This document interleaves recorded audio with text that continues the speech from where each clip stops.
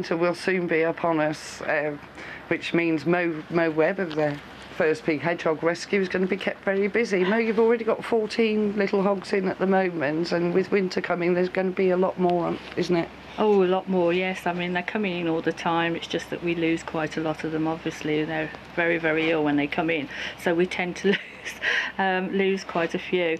But yes, they're coming in all the time. People are finding young hedgehogs, which we call the autumn juveniles, which are about this size. They're late babies that are born late in the year, and there's no way that they'll survive the winter and hibernation, because they're not up to weight, and they'll just perish. Because there's no natural food around, obviously, in the winter. No, it's a shame. And I mean, like, feeding them all is an absolute nightmare for you, isn't it? Oh, it is. Certainly is. It's become worse this year, like with everything else. You know, rising costs. Everyone else is suffering too. And unfortunately, my donations have been really down this year for the first time in many, many years. If it wasn't for the help I received from Animal Friends, the charity shop in Ross, I just couldn't continue, because they helped me so much. The bills are just escalating. Every month things go up, and costs, you know, there's just so much I need to buy to replace, and some really big jobs as well, which unfortunately are going to cost a lot of money.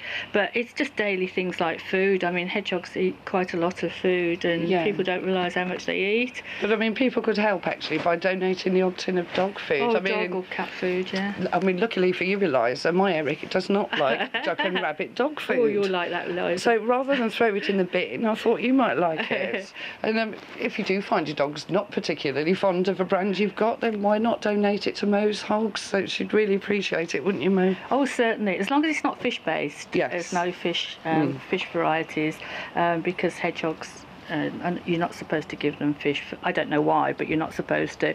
So anything that isn't fish-based or in too much gravy, or, you know, things like that. Yeah. But all cat biscuits. I'm desperate for cat biscuits as well, because I've run right out. I'm really low on cat biscuits. Oh dear. So anything like that will help with the hedgehogs, because this is sort of a really busy time of the year for me. Well, it always, you get the babies in the summer, but this time of the year you're getting these autumn juveniles come in, and sort of injuries as well. Right. But you know, so they. Gosh, she's quite lively. Poor little Eliza was found with her sister Demelza by the side of a road.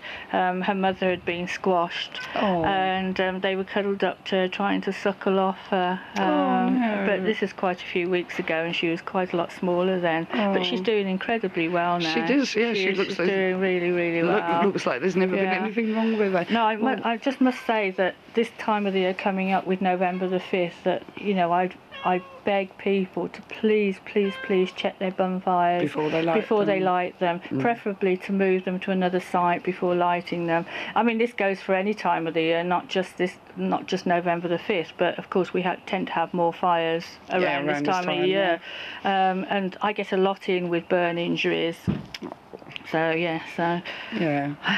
Oh, well, there's a few tips on how you can help, and if you'd like to help Mo herself to look after the hedgehogs, then donations like these, or perhaps a contribution towards vets' bills or anything, would be gratefully received, wouldn't it, Mo? Yes, it certainly would. I mean, people are under the estimation that you don't have to pay vets' bills when you rescue wildlife, but I mean, if you took one in, that would be fine. They would treat it and things like this. But of course, if I take them in, the number that I've got, you know, obviously you can understand it gets very expensive, especially when they have to have operations and a long period of medication. You know, you can't expect them to do it for nothing. No. I'm very lucky with my vets that I have got, and they do a reduced rate for me, so that does help considerably. Oh yeah, I'm sure it does. Sure it does. Well, we'll have to say bye-bye to you for now, Eliza, but you look like you're doing really well. And newspapers. And newspapers, yes. Any spare newspapers to line the cages would be brilliant. Newspapers. Thank you. Thanks.